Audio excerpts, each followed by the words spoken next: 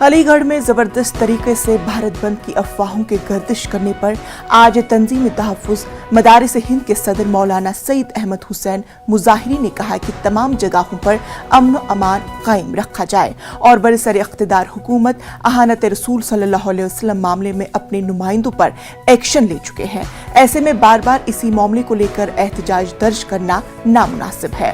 انہوں نے کہا ہے کہ بند کے تعلق سے جو افواہیں پھیل رہی ہیں اس پر توجہ نہ دی جائے اور شہر میں امن کا ماحول بنائے رکھے اور اتحاد کا ثبوت دے۔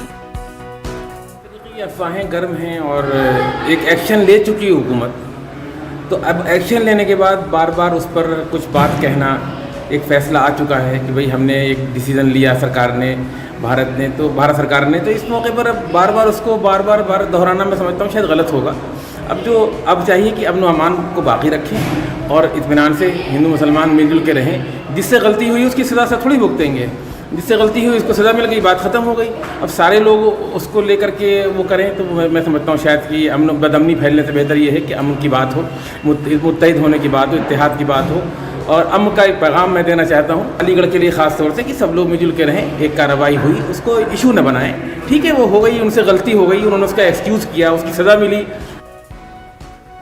کانپور سینٹرل اسٹیشن پر ایک دل دہلانے والا واقعہ پیش آیا۔ انسانیت کو شرمسار کرنے والا واقعہ پیش آیا ہے۔ یہاں دیر رات ایک نے اپنے ہی معصوم بچے کو موت کے گھاٹ اتار دیا۔ ماں نے معصوم کا گلا کاٹ کر اسے کوڑے دان میں پھینک دیا۔ کوڑے دان میں ڈالتے وقت کچھ لوگوں کی نظر اس پر پڑ گئی۔ پولیس نے اسے حراست میں لے لیا اور پوچھ تاچھ جاری ہے۔